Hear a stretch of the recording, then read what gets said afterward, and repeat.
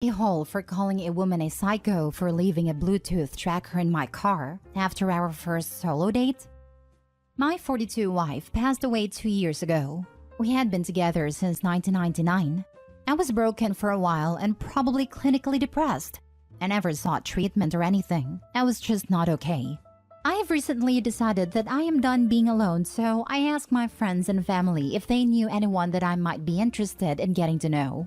I have never used online dating, and I only had one girlfriend before I met my wife, so I am not exactly an expert at how to date. My friend's wife said she knew a nice woman, and I agreed to go on a double date with them and her. I thought it went well, and I said I would like to see her again. We agreed to go for dinner and see Anastasia. I picked her up at her apartment, and once again I had a nice time. There weren't fireworks or anything, but I was comfortable with her and she is physically attractive. I dropped her back at her home afterwards and went over to see my sister. She insisted I come over and talk after the date so she could guide me. She was best friends with my wife. We met through her and she has become my protector since my wife died.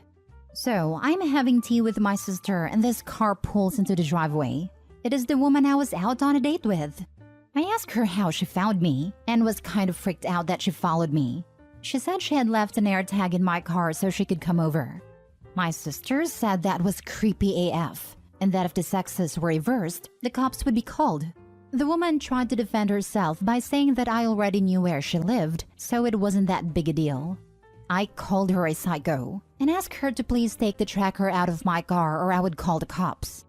Now I have been hearing for days from my friend's wife, saying that I overreacted because I don't know what it is like out there for women dating in their 30s.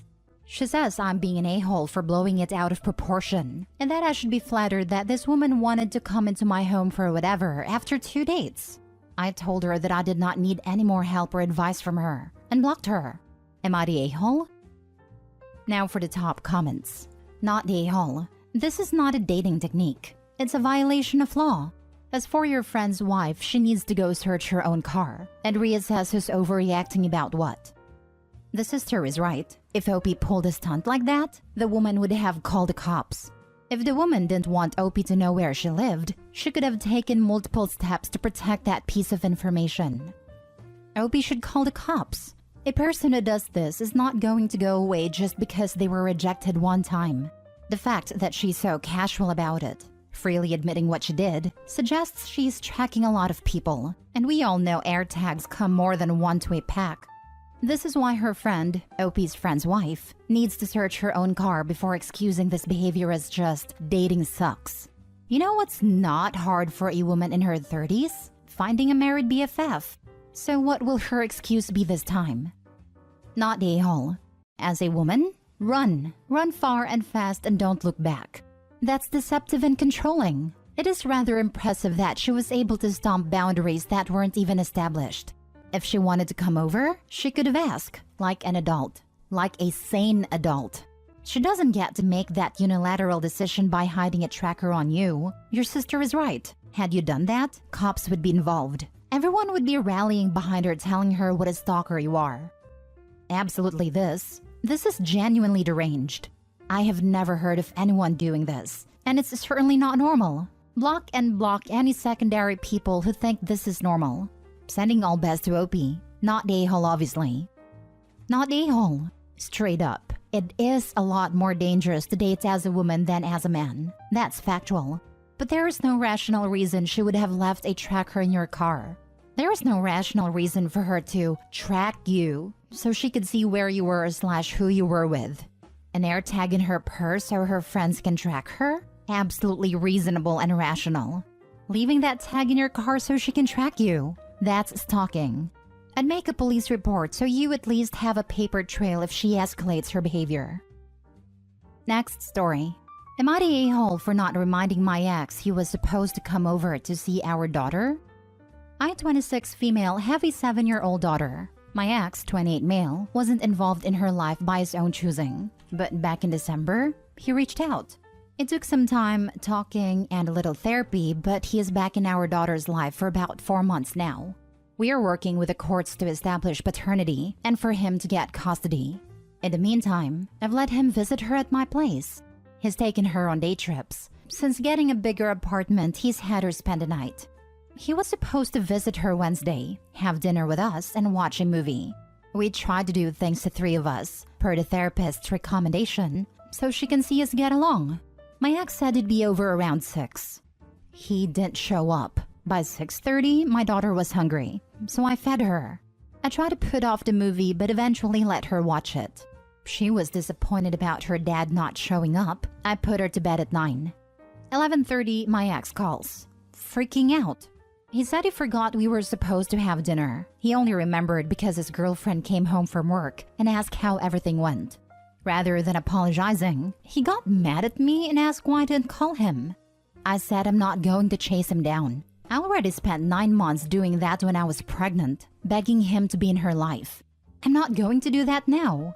It's up to him to make an effort and remember the stuff. We had therapy the next day and she's on my side. However, my ex insists that I should have called. I'm frustrated that he hasn't tried to apologize to our daughter. My mom said that I should have called. Am I the a-hole? Not the a-hole. This really shows where ex's priorities lie. In no version of reality are you responsible for reminding him about a date with his daughter. Interesting that the ex-girlfriend remembered and he didn't. Wants women to do all the emotional work of remembering and reminding. Your mom was taught to carry that load, and she can learn that, no, it is not healthy for any of us if men don't learn to remember on their own. Not the a-hole.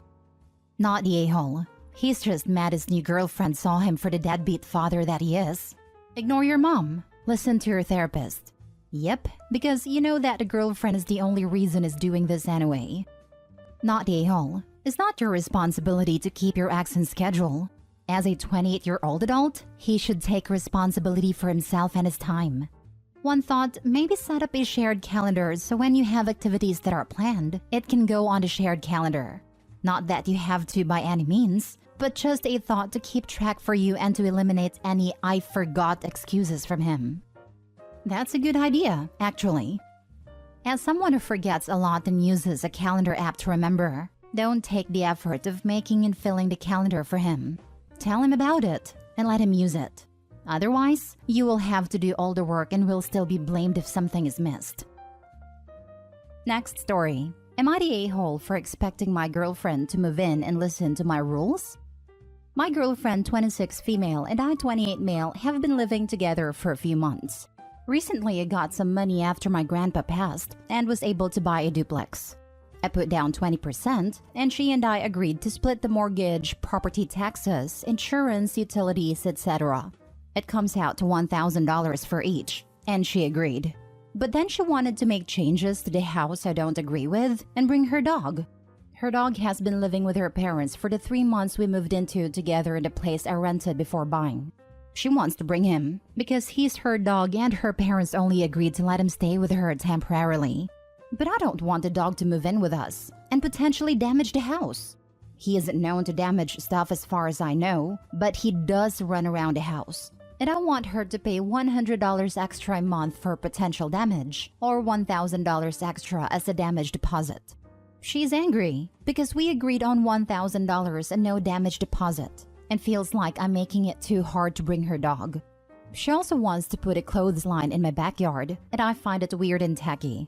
Maybe it's because I grew up in suburbia, but everyone I know uses the dryer. But she insists she needs to have a clothesline and hates the dryer. She claims her clothing are too expensive to be put in the dryer, and she has only used a clothesline or drying rack her whole life. But that because our yard can accommodate a clothesline, I should allow it. I don't want the neighbor to see her put her underwear on a clothesline, and I think they will complain as it ruins the surrounding house value. She also wants to fill up a large part of the downstairs with her stuff.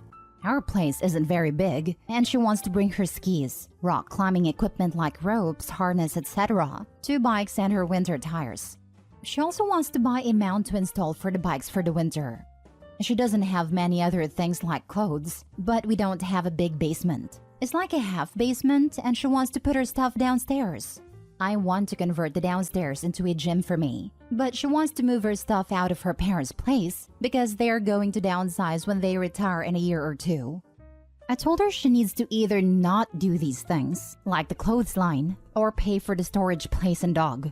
She refuses though, and says either I let her move in with the agreed upon rent or she's finding another place to live. She's current back with her parents, and I've been paying for the whole place alone. She thinks I'm an a-hole for penny pinching her, but I don't think a landlord would be okay with her dog and clothes line, so I'm doing her a favor. She also makes more, $130K versus my $90K, so it's not she can't pay her fair share. Can already tell you are the a-hole. If she is paying rent or mortgage in this place, she has the right to make changes to her living situation. Her asks are normal expectations of things in a home. To turn this around, what you want is for your girlfriend to abandon her clothes, her pet, her hobbies, her belongings, and her income to be a live-in bangmate and pay you for the privilege. Why would anyone agree to that? You messed up and probably destroyed your relationship. You're the a-hole. Right, she pays exactly what he pays, but has to give up everything for the pure joy of it? I hope she sees the writing on the wall and gets out soon. My girlfriend wants to move in together, but get this, she wants to actually live there and bring her stuff. I can't clutch my pearls any harder. Info, do you actually love this woman? Because you're not acting like it. You're the a-hole. If she wants a landlord, she could just get an apartment. If instead you want her to be your partner, she needs to be able to live in the house. Like actually live in it. And yeah, lived-in places start to look lived in. I was going to say exactly this. OP wants to be a landlord rather than a partner. I think they will complain as it ruins the surrounding house value. A clothes line ruining the value of a whole neighborhood is bar none the most ridiculous thing I read on Reddit. You're the a-hole. You want your girlfriend to move in, split the expenses, but having no or very few of her belongings? This is not how a cohabitation works. I seriously balked at that. Of all the things you ruin a yard, a clothesline? Last story. Am I the a-hole for kicking out my sister because she wouldn't respect my wife? I, 32 male, and my wife, 31 female, sleep in separate bedrooms. It sounds a little weird, but it isn't. My wife has gone through some things, and one thing she refuses to do is sleep in the same room as someone. The only exception is babies and children. She told me from the beginning that she trusts me with every fiber of her being, but she just cannot do it. Of course I didn't care, and I have my own little bat cave where I sleep. Now here's where the actual story is. My sister, 27 female, asked if she could stay over at our house for the weekend because apparently her and her roommate got into an argument. Me and my wife agreed, and I told my sister about my wife's room thing. If you know she's sleeping, don't go in there. My sister was always kind of a spoiled brat, but it really shone here. She complained that the bed in the guest room was too lumpy, and she didn't want to sleep in my room because of my man smell. After all this, it was obvious that she would complain about the couch too. I told her my wife's room was off limits, and it was either the options we gave her or she could find a motel. She agreed and everything seemed fine until I woke up at 3 in the damn morning to my wife yelling, along with my sister. When I went to go see what happened, my wife was crying and my sister was just yelling back. I learned now that my sister sleeps in her underwear, so that made it even worse. I got into an argument and started yelling at my sister to get her crap and get out. I had one rule and she broke it. Her last statement was calling my wife a crybaby. My wife told me that my sister was trying to sleep in her room, possibly trying to kick her out. After that, I got text messages and calls from my parents, saying I was a horrible brother for kicking her out like that, and agreeing with her saying that my wife was a crybaby and she should suck it up. Of course, I just didn't listen to it, but my wife came to me and started talking about how I could have handled it better, and how she got texts from my mother saying the same. She said later the same day that she was happy I protected her. Still don't know why she said that, but it was probably my mother. This is really for if I should just apologize and get my parents off my back. Am I the a-hole? Not the a-hole. You offered your sister 3 different beds to sleep on, and instead, she chooses to literally sneak into the one room she's been told isn't up for grabs in the middle of the night? I'm pretty sure she's a character from a fairy tale. Goldilocks comes to mind. Apparently, her and her roommate got into an argument. Not surprised. Not the a-hole. Honestly, I have a hard time believing the story. Probably because I can't fathom what was sister's big idea about showing up in early morning in her underwear in someone else's room. But if anything, inappropriate bedtime behavior might be a good reason why a roommate kicked her out. Have you heard of I'm the Main Character subreddit? When it comes to people doing selfish things, I can believe almost anything. Info: what the hell was your sister doing at 3 a.m. in your wife's room in her underwear? Ask your parents for clarification on this. Sorry, my sister sleeps in her underwear, and she went into my wife's room to sleep. At least that's what I know. Even though a person was already in the bed? That makes no sense. Talk to your parents properly because sister might be making stuff up.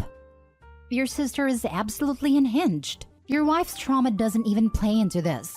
It is baffling beyond comprehension that someone would climb into bed with someone else without being invited in the middle of the night, half naked.